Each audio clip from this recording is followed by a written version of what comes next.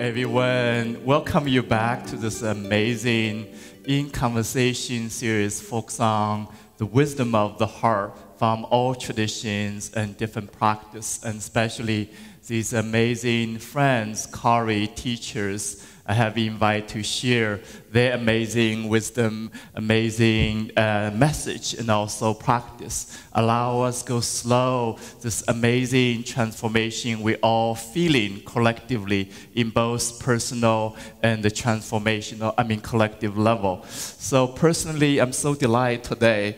I couldn't say how excited I am to be here together with my dear friend. So, embodiment of the heart, embodiment of the joy. So we're going to focus on the awakening, the joy in your heart. We're all ready for that.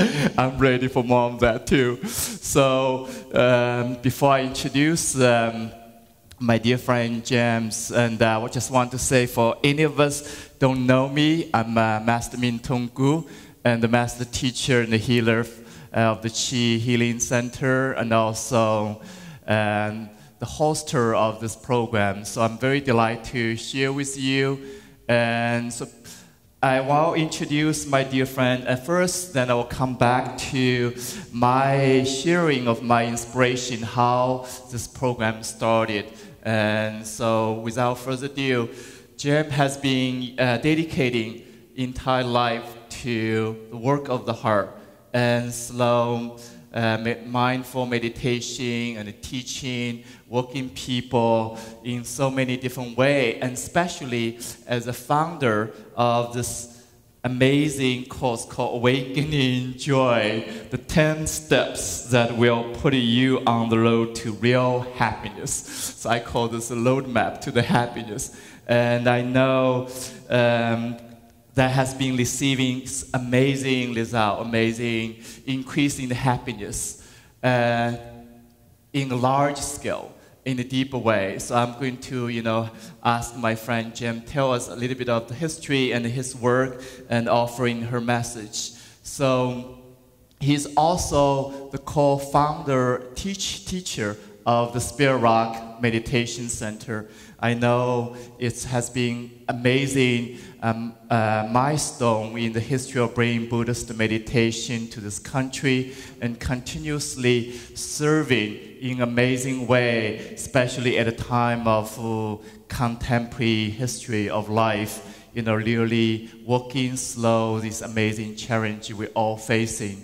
So we're going to explore in that direction also deeply today and in your own journey of continuously learning. So for me, I want to share with you, in the last conversation I shared, one of the amazing inspiration for the sequence is coming to, really facing all the challenges, crises, and deep, problems, so to speak, in the individual and the collective life. Our mind has done so much work and felt there's a deeper solution can come when we tap into the resource of the heart. So on one level, I feel, the mind has exhausted its resources. Yeah, so the next step is I'm making the invitation, together we can tap into the energy, the true wisdom of the heart. From there, the new solution can arise. And that is the first inspiration I shared. The second one I want to share today is really, that's where Jim and I can share so much deeply, is as human being.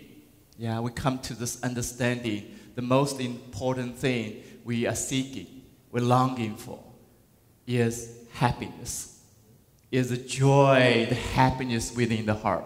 So how can we tap into the heart, the joy of happiness? And that is the amazing goal of life. I think it's the most important goal of life. I think, and so that's the second inspiration I want to share with you. And without further ado, I want to ask my friend Jim to share his exploration of awakening the joy of the heart and how he started this program, especially about 10 years ago.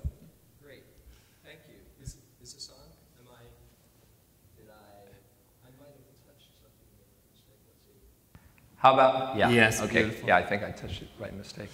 Well, first I want to say how happy I am to be here with you, Mingtong.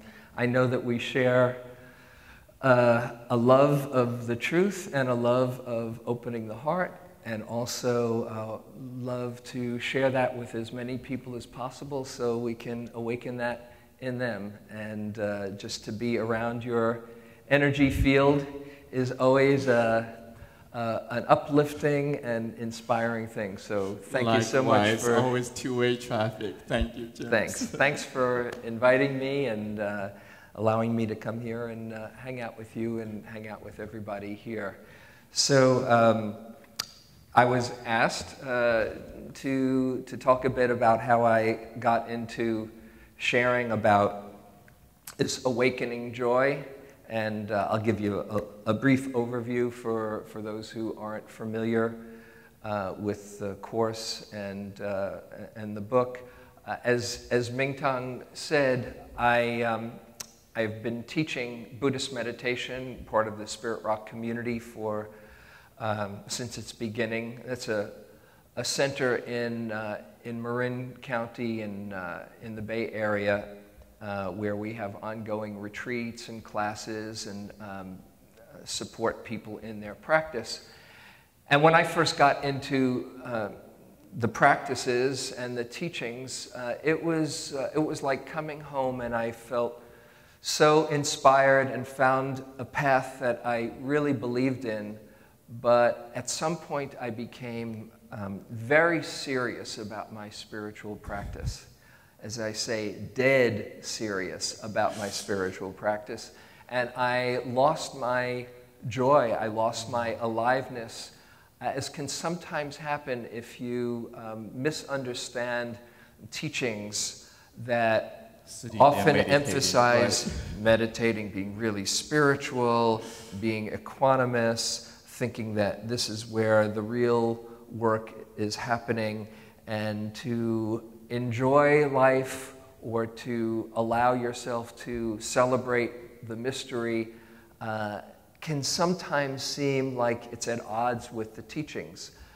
And as I said, I lost my aliveness, or at least there was a dissonance in what I unconsciously were taking the teachings to say.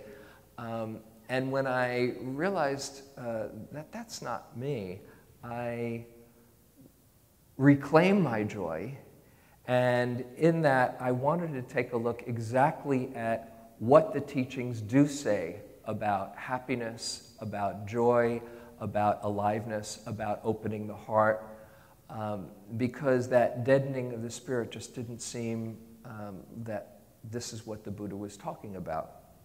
And when I did, I found incredibly rich and beautiful teachings, besides the fact that there is suffering, there's a cause of suffering, there's an end to suffering, and there's a path leading to the end of suffering. The Buddha was talking about joy. He was called the highest happiness. He said, go for the highest happiness, and all the other ones will come. And he was called the happy one. And he talked about joy as being a factor of enlightenment and one of the divine abodes. And I said, okay, well, what did he say about how to cultivate our happiness besides the peace and serenity of being on the cushion, but in our daily life? What does it mean? Sometimes people could do retreats and get very internal and very inspired, but when they come out into the daily life, it's, whoa, how do I navigate this? Let me get back to my next retreat. And that's not what I think we're talking about as how the teachings really work.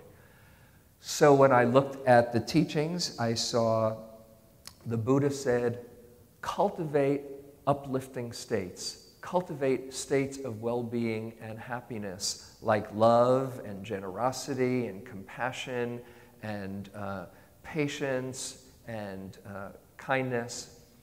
And don't strengthen the states that lead to suffering, like confusion, fear, anger, greed, all of those things.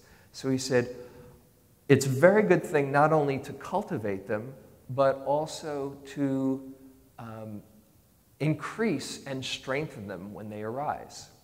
The tricky thing is, if you try to hold on to them or say, oh, I want more of that, you've just gone into an unwholesome state. Because opposite. Anytime you're grasping, yeah. when you're grasping, you are diminishing that wholesome state. So there's got to be another way to develop this well-being. And he said in another teaching, when you're in the middle of a happy state of love or generosity or caring and compassion, there's a gladness that accompanies that feeling. Not that, oh, look at me, how wonderful I am because I'm being generous, but, oh, how good it feels for generosity to move through me. How good it feels when I really express my caring, that in that gladness, one opens the heart. The words are, gladdens the heart, one gains true inspiration, and it is an equipment of mind to overcome all ill will and hostility when you feel the gladness that's associated with that caring heart.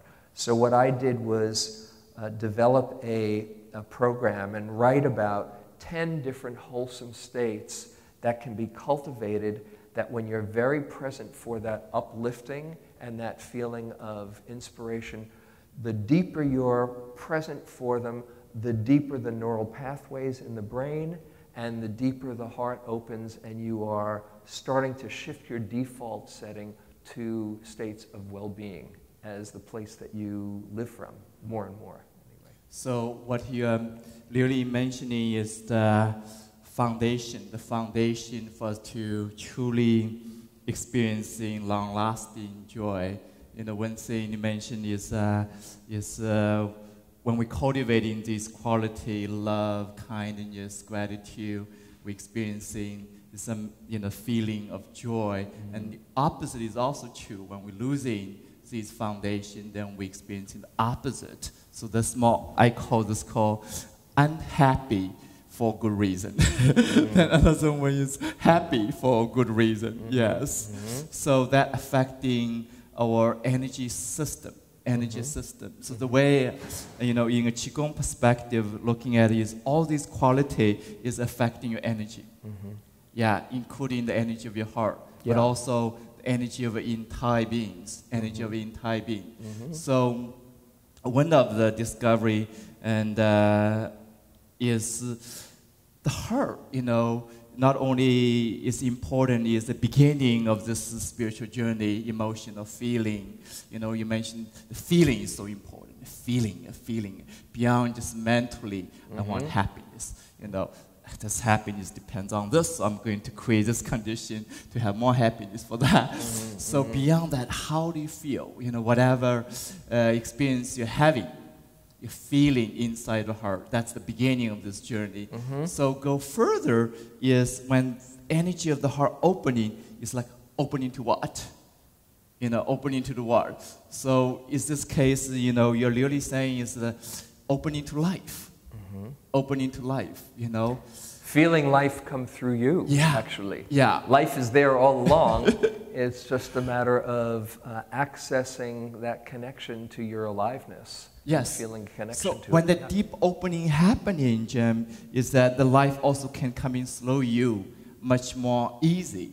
Yeah. One area I felt, really important in this journey of discovering different level of happiness, what really contributing to the happy feeling, energetically, It's a mindful practice, but also it's a conscious choice. Mm-hmm. And also involved with a tool, how to practice. So one area I find is, when the heart open, in the Chinese we say 开心, 开心, literally means happiness. Mm-hmm. But the two words 开, first words means open. 心 literally means heart. And as well as mind. So the heart and the mind in Chinese is same. They come together. As one energy system. Mm-hmm. And I think in slow meditation, slow Qigong practice, we start to discover that level of connection with the heart and the mind. Mm-hmm. So 开心, so when the heart is open, you start feel the happiness. happiness. So my question sometimes, really, when heart open to what? Yeah. So there's two levels of opening. One is opening internally. Yeah, internally to yourself. Another is opening to life around you. Yeah. Then, specifically, once you open, when the life flowing, slow you, and the next step start to happen is the digestive system in this body. Yeah. So not only the digestive system is digesting food, but also is digesting life, digesting energy.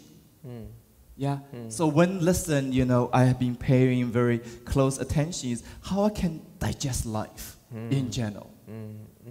Yeah. Digesting life. Digesting life. Just simple example, I have this new daughter right now, is only 9 months, and she is just a bundle of life, bundle of joy, bundle of excitement. Yeah.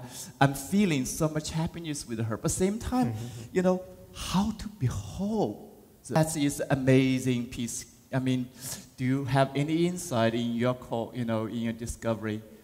Yeah, digesting life is a good way to a good image to have. Also, letting life digest you. But for me, it's interesting when you say that the mind and the heart coming together. That in Sanskrit, the word chitta refers to both mind and heart. Yes. And it's opening the mind, and which opens the heart, letting go of the stories that get in the way, and to be very present with your experience. And to one of my friends, neuroscientist Rick Hansen, says that bringing attention, putting your mindfulness on an experience is like shining a flashlight and scooping up with a vacuum as far as your brain goes. So you put your attention on that and you are focusing, and out of everything else in your life, when you put attention on a moment of well-being, you are not only highlighting it, but if you can rest in it and really take a few moments, observing it. Really observe it and feel what it's like in your body to feel it. Maybe that's the digesting part. It is sculpting your brain so that you're actually deepening your neural pathways. And his recommendation, by the way, he's got a formula that I love. He says, if you take 30 seconds to really digest a moment of well-being, do that 6 times in a day. I know it's a lot, that's 3 minutes. But if you do that over a 2-week period, you'll notice a dramatic shift, because not only will you be deepening your brain pathways towards well-being, but you'll also start to be on the lookout for those moments within yourself. That's not to say that we're only going to be having happy moments. That's not the way life works. And as a teacher of Buddhist philosophy, I well know the first noble truth of the Buddha is there's suffering in life. There's suffering, and how we understand and relate to that suffering will determine how much happiness we have. So this is not about pasting a smiley smile on saying, yes, I'm happy, are you happy? But it's opening up to all the goodness in your life, inside you, around you, and the greater that openness and that context, the more able you are to deal with all the hard stuff that comes through, so that you're open to the 10,000 joys as well as the 10,000 sorrows. Now, as far as the connection with the digesting, as you say, moments of well-being, for me, it comes down to joy. Awakening joy comes down to 3 things. Being very authentic with where you are, not pretending you're someplace else and, oh yes, this is really wonderful, but just an honest connection to your own experience.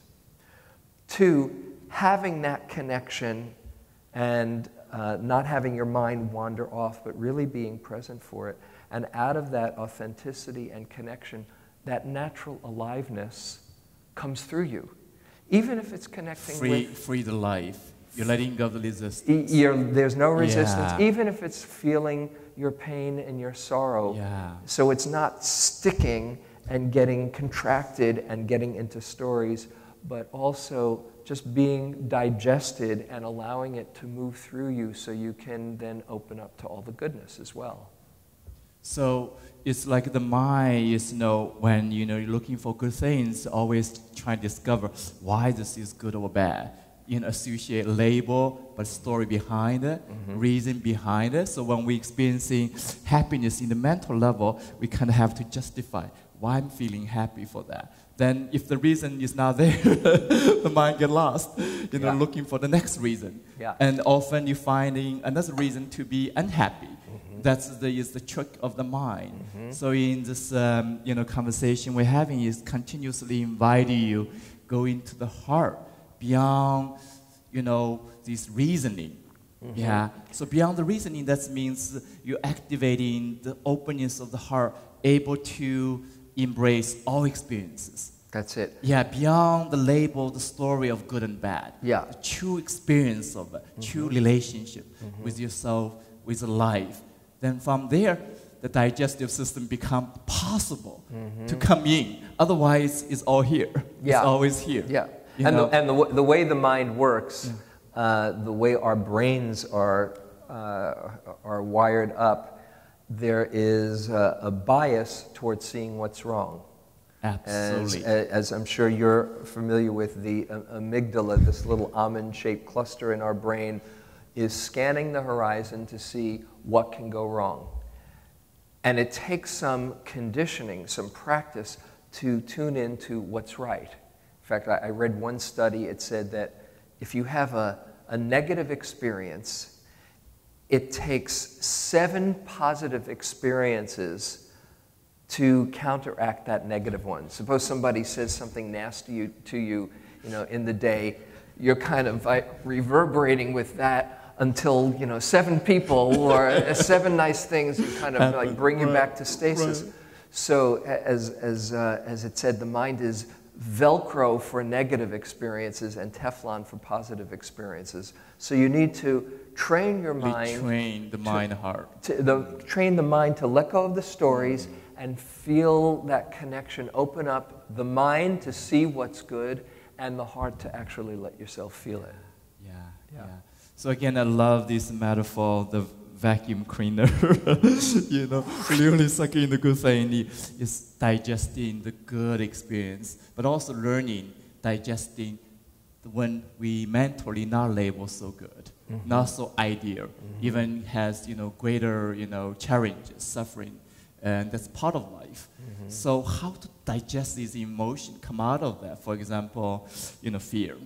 Yeah, for example, worries, worry about, future, worry about, money, worry about, the planet Earth. All these worry energy, also causing negativity, the contraction in general. And also other emotion, including anger, for example. So one of the, my, focus is continuously inviting not only mindfulness into your body, like get into a specific system, your 5-organ system, how the 5-organ system working with your heart together, working with your heart together, yeah? And for each organ system, there's a 3 dimension you're working with, the physical, emotional, spiritual dimension you're working with. So in this case, we're sharing the insight about the digestive system, how the digestive system responding to the heart. The heart say want open to many, as much as possible life. But if the digestive system is relatively weak, not healthy, not able to not only digest food, but life in general, then the heart cannot really receive more anymore. Yeah, can we relate into this sometimes? You feel like you're fed up life, there's so much thing happening. They're all even good. If another person come to your life, look at it, wow, you have this going on, you have family, you have job, have all the relationships, but you're so overwhelmed by it. Yeah. And you start worried about things going to breaking apart, things not working the way you want it. It's literally indication of the capacity, how we digesting life, digesting energy in general. Mm-hmm. Yeah, well, we need to really be honest with ourselves when the system is getting overloaded. Even if there's lots of wonderful things, too much on your plate and you get indigestion, as you're talking about. I feel that, and that's one of the great challenges of modern life, where we have so much going on, even if it's so much good stuff going on, let alone if there's a lot of stress going on. If there's not enough space in our lives, we can't digest properly. And so if you can't just be present and mindful because there's so much going on, you need to find supportive ways to be able to digest your life, as you're saying, whether it's going for a walk in nature, or just taking a break, or meditating for a few minutes and stepping off the hamster wheel of your life to just see, oh, okay, let me process this. Sometimes this might sound blasphemous, but I think of my meditation cushion sometimes as a compost heap, where like I've got all this stuff going on, and then it's just letting go. I'm sitting there, my mind might be buzzing away, but somehow I'm letting go and lightening up, and there I have more space to even feel what's going on inside, to feel what my heart is saying, to get a sense of what my truth is, because there's so much static when we're so busy that we can't hear that wisdom. And it's right inside, just waiting for us to be heard, but you need to slow down enough. It's a different language than the fast-paced mind, the story, even the words we talk. It's like different language with the heart. Different language with the body. It's like very intimate. You're feeling it, you know it. Then the mind trying to interpret that. Right. You interpret. The more you get interpret, then the more you become headed. This words my friend Ken Kong shared called educated. Educated. Educated from there. And that is quite a strong trend in a very, contemporary civilization now. Yeah, not just in now, but even in ages back. I'm reminding of the third Zen patriarch of China, who lived, in I don't know what century, maybe 10th or so century. It's about time. Who said, "Stop talking and thinking, and there's nothing you'll not be able to know." Stop talking and thinking, and there's nothing you'll not be able to know, because if you're busy trying to figure out, the contraction of mind gets in the way of that wise listening to the heart, where the truth can be felt. It's not a cerebral analysis, it's more a felt sense. When you're feeling connected, there's an alignment, there's a feeling of support, there's a feeling of compassion and kindness, and it's more a matter of listening rather than thinking your way through. And in that listening, it's right here for you. And so I think of part of the meditation practice as just learning more and more how to listen to the truth inside.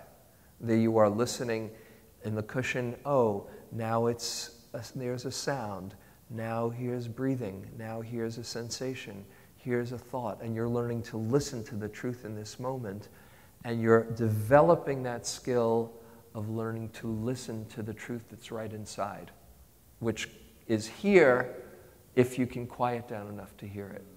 So what I'm hearing is the truth of your real experience instead of your story. Story is more interpretation of the mind, what is going on in this body, in this being, in this moment, in this life, that deeper dimension of life. Yeah, that connectiveness, Yeah, absolutely. The stories are what get in the way. And as I point out in one of the wholesome states that I share in the Joy Course, is the joy of letting go, not only letting go of the busyness in your schedule or maybe stuff that you don't need, but letting go of the stories that you believe that are imprisoning you or keeping you limited in your own capacities or thinking what the possibilities of life are.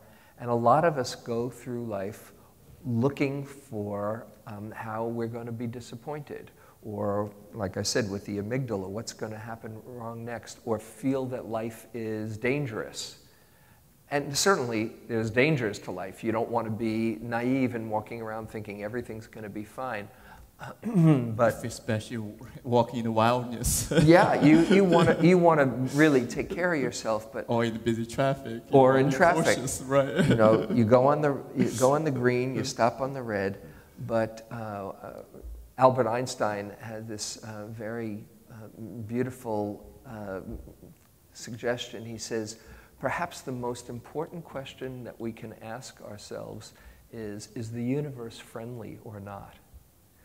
Because if we have a story that the universe or life isn't friendly, we're going to be looking through that lens at everything we experience. But if we can see evidence, yeah. Confirmation bias, as it's called in neuroscience, that's the lens. Aha, I was right, and you miss all the times where life is supporting you.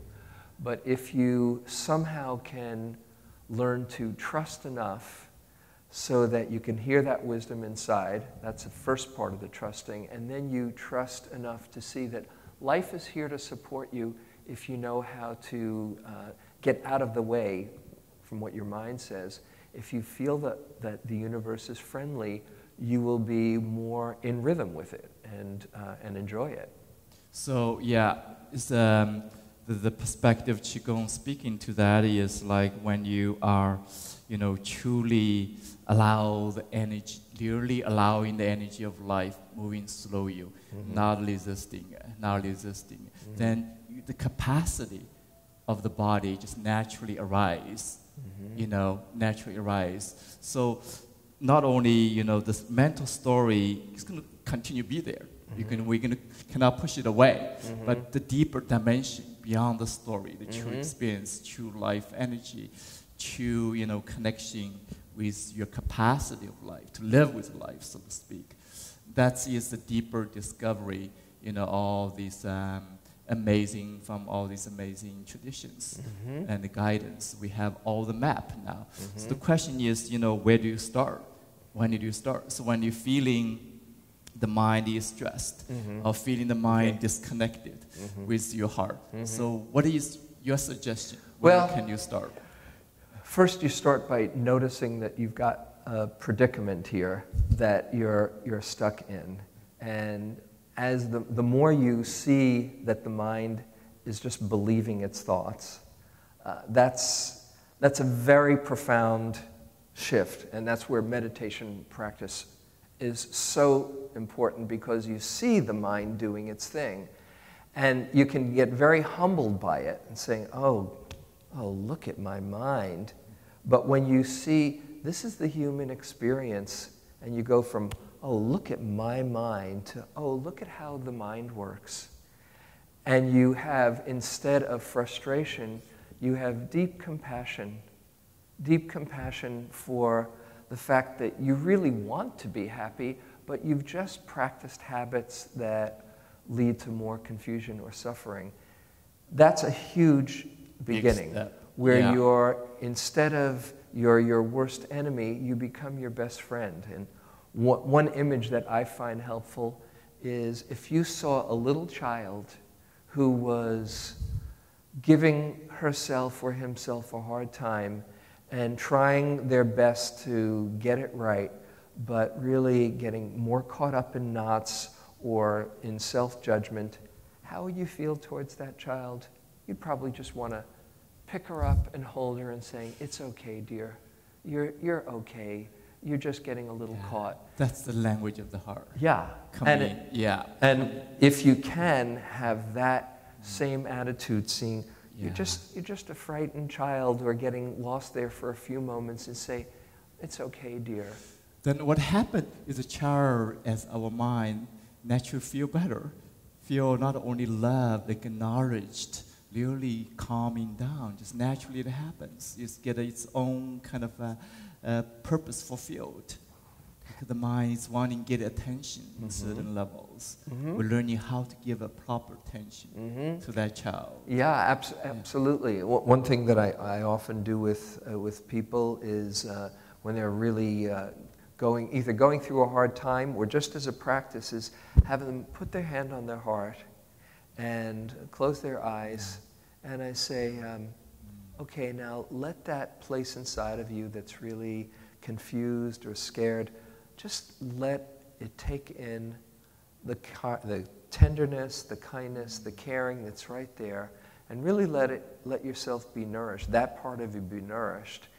And as they do that after a few moments, I say, okay, and now notice that you're the hand, the one that's giving that tenderness and compassion as well.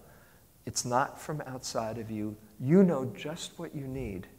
And that's what completes the circuit. That's what brings wholeness, where you see that wise, compassionate, loving part of you can bring the comfort and the refuge to that frightened little kid that's inside getting confused. That's where we come together and feel connected, and where the heart can soothe and be a refuge for that confusion. I love it. I hope everybody is doing it when you're watching. Just give you even, a minute. You just start feel this energy deeply opening. And again, I was thinking of the same metaphor of child, that relationship to the child. Yeah. Loving it unconditionally, accepting it unconditionally. And from that place, and the new empowerment started happening. Absolutely. A new empowerment. The child feel like, hey, now I'm ready for a new experience. Yeah, and it also it starts to bring a different relationship to that judgment. I'll share with you, as a matter of fact, something that I share with people on retreats. For 2 years, my main practice was noticing the judging mind, because I've got a very good judging mind. Maybe even better than yours. I'm the exception, right, of course. But I saw that was so much getting in the way, and I could get hard on myself in a moment. And when I saw, okay, I got the idea, but how do I retrain myself? Yeah, how we do it, yeah. And I would do this. In those days, I didn't put my hand on my heart. I would put my hand on my cheek, and whenever I'd notice a real judging thought, this is particularly on retreat, I would just, as the kindest grandmother or grandfather, just closing my eyes and caressing my cheek and just noticing, oh, it's judging, it's just judging, it's okay, dear. And I'd actually retrain my voice, so instead of it being, oh, judging, there's another judging thought. And that's just judging the judging. Yeah. Because I noticed the judging thoughts, but Isn't there that I was amazing? judging them. Oh, there's more judgment. Oh, shoot, I just did it again. There's more judgment. And once I started realizing, anytime I'd noticed that judging thought with compassion, I was retraining my heart to have that responsive compassion. Then I kind of got excited whenever I'd notice a judging thought. Oh, another chance for me to practice compassion. And that was my main practice for 2 years. Not that I did this every time, but sometimes the physical feeling reminds you, and mentally just saying, it's okay, dear, be kind. And that had a huge shift in my own practice. So what I'm getting, James, is that simple touch, your hands, your face to your heart, that making a deeper connection than just mind to mind, mind to life, mind to the stories. Yes. To go into that connection start to make. Often it's difficult for people, easy to say, observing your mind, what your mind is doing. Yes, if you can do that, everything else takes care. It's so true. Buddha told us this, it's just such fundamental truth. The question is, what is the skillful mean you can bring to your practice, bring to your life, so you're able to observe your thoughts, your emotion, your patterns, and to change that.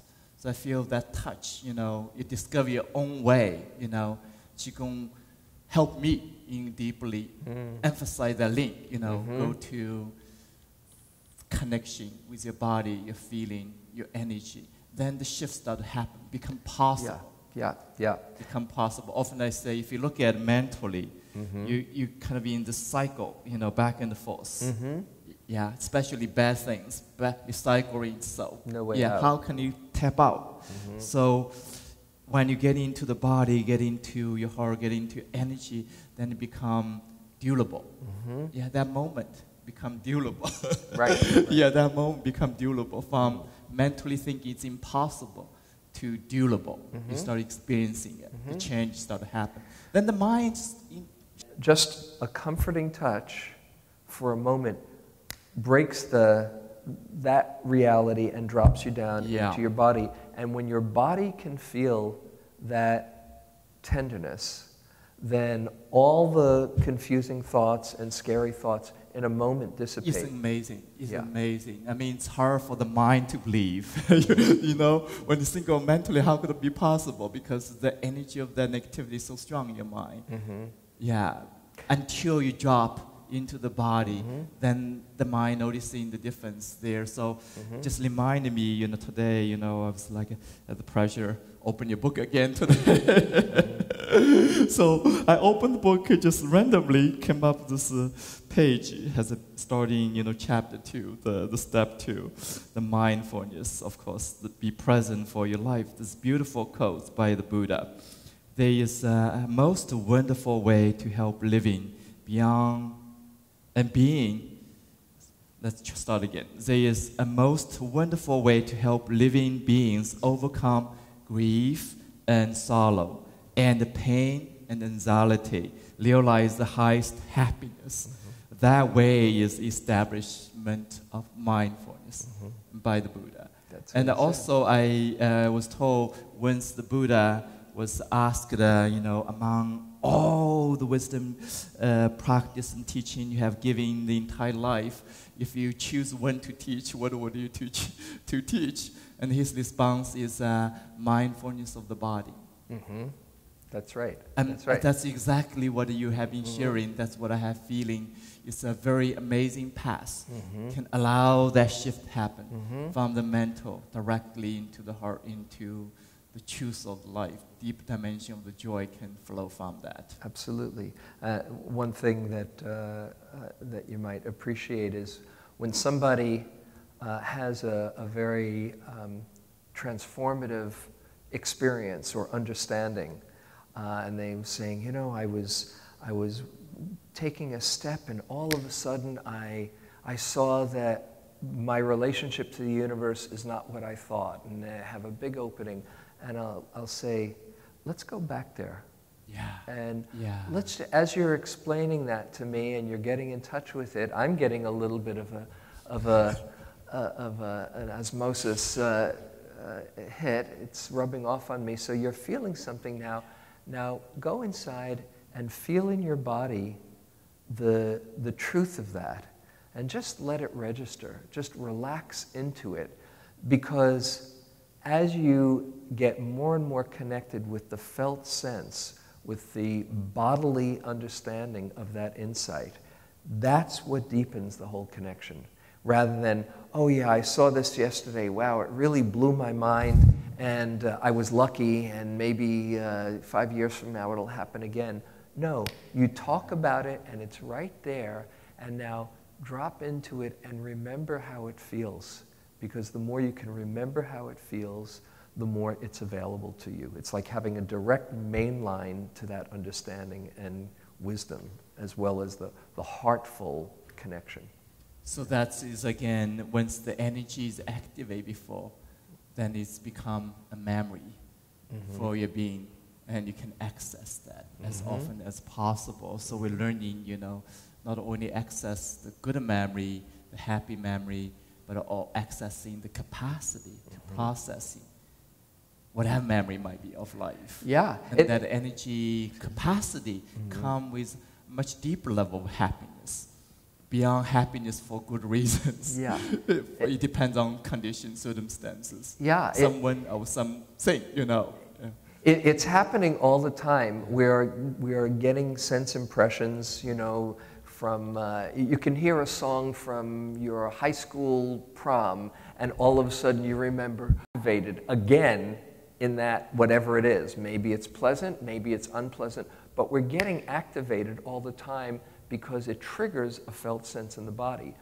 If we can consciously choose when we have been moved in a very powerful or transforming way to really let that felt sense sink in, then it becomes more and more a place that we live from. So you're choosing consciously, this is a moment of well-being. Let's be here for it. So life presenting us, you know, so much different way, different opportunity to make these choices. I think that's what it means is conscious living, mindful living is about.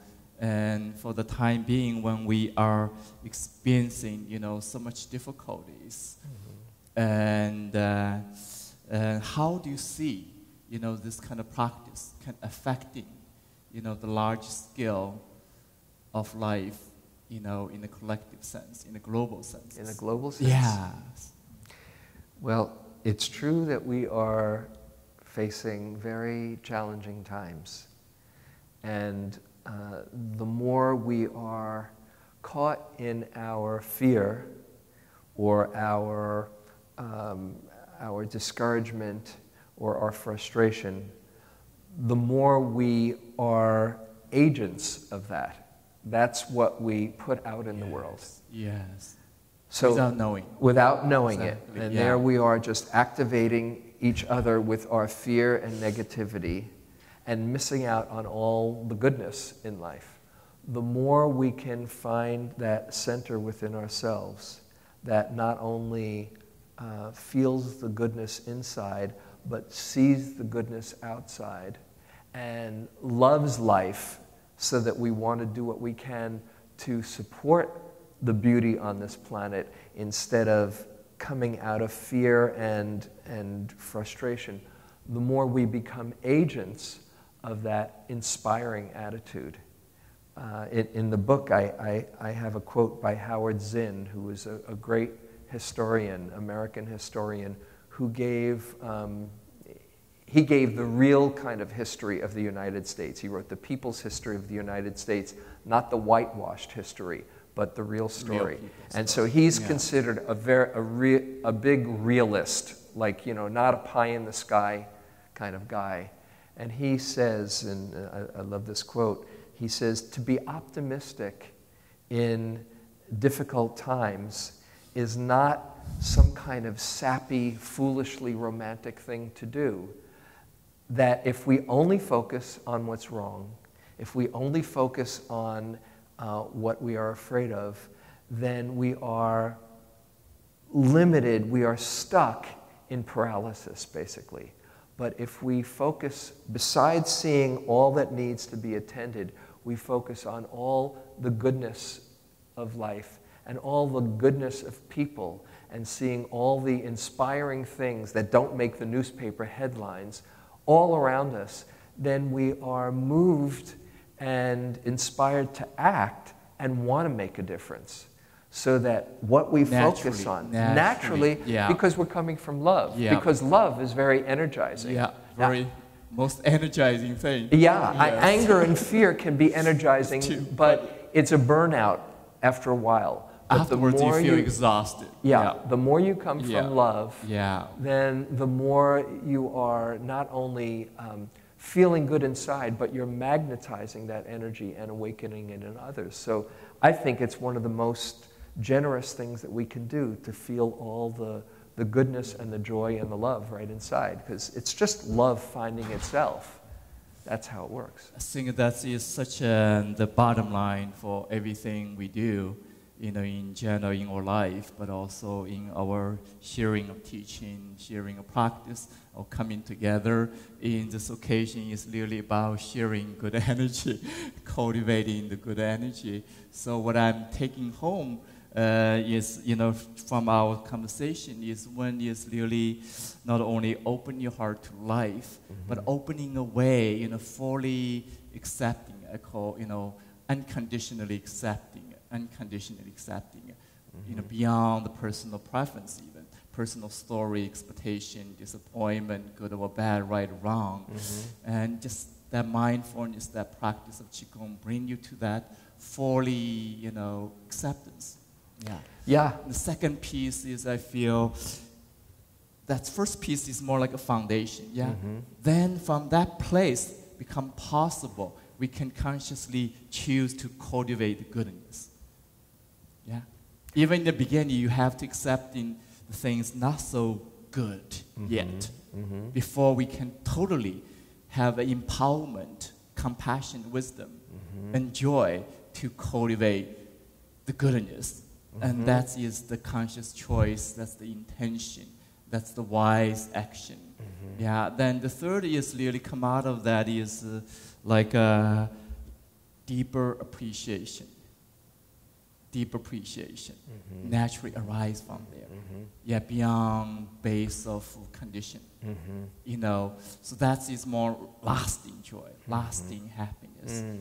So I call this as 3A, accepting and activating the goodness. The third is appreciating, total appreciating. And the joy come out of that. It's very natural. Your entire body engaged, entire heart engaged, entire life can engage in that process. That's lovely. It's another way of saying the mindfulness practice. You first see what's so. What was your first A? Acceptance. Accepting. So you see what's so, and okay, this is how it is. And then, what was it? Acknowledging? Second is activating. Activating what's possible, what's goodness in you, so what's goodness around you. That's it. So you have a vision of the possibility and have an intention. And as you appreciate, as you get in touch with your caring, then you are feeling alive, and there's a natural gratitude that happens. But the compassion has to come from an openness to the suffering as well. Compassion, at least in Buddhist terminology, implies an open heart to suffering, where you're not contracting, but you are resonating and feeling with an open heart, but you're not closed and frightened. And there you are, out of that compassion, it evokes a caring response. And that caring is a divine abode. The suffering isn't divine, but it elicits this capacity to care. There's a gift to that. Right. So when people are angry, understandably, or outraged by all the injustices, if you can go from the anger and the outrage to underneath that fact of anger is that there's caring. That's why you're angry, because it hurts so much. But if you can get to that tender spot of the heart, feeling that and not closing. Accepting the anger. Accepting it, having some kind of equanimity. This too is part of being human. And the caring response is really one of joy. That's the fulfillment of a joyful heart, is one that responds to the world. That's the stronger foundation for true joy rising naturally. Absolutely. So beautifully said. You know, the Buddha was called the compassionate one as well. And the full flowering of wisdom is a compassionate heart. It's like, coming back to the bottom line of opening the heart, because opening the heart to the difficulty is much more difficult than open the heart to the good things, the things you love, things you like. It's much easier, So if we can keep the heart open to the difficult part, to the challenge, to the suffering, to the, the weak part even, and the dislike part inside of us, around us, then the strengths come out of that. You can imagine is much greater capacity to live life with full joy, for love, unconditional love. Yes. And for empowerment, and in terms of creativity, incredible new solution, new possibility. And that's what we are here for in this planet Earth, and come into this life. So I'm so delighted again to have this opportunity and to have this amazing conversation, more so the heart-heart connection. So often feel the words may be, indicator to certain direct experience, and yet our experience of sharing the energy, heart to heart, is just so profound from the very first time we met. So I'm very, very grateful we have opportunity being together in person again, and also to share with all of you. And so if you like to learn more and the teaching, the practice James offering, please go to the website. What do you say? Website. Awakeningjoy.info. Yes. Awakeningjoy.info. That's the course that people can take online and wherever you are, and offer whatever you want for it. And it seems to work if you put the practices into practice. And that is my discovery too. So for that reason, this book can offer you a map to go deeper into different aspects of I think as a foundation to cultivate true long-lasting joy. And so for our listeners, if you have been doing wonderful practice, please continue enjoy your practice. And if you want to learn more on the awakening the joy, you know where to find it. And also, if you are interested in learning about, energetically awakening the joy in your body, we have a special offer. Is opening the heart, courses specifically online available. And right now, we're also offering a course getting into the energy of the digestive system as a foundation of joy.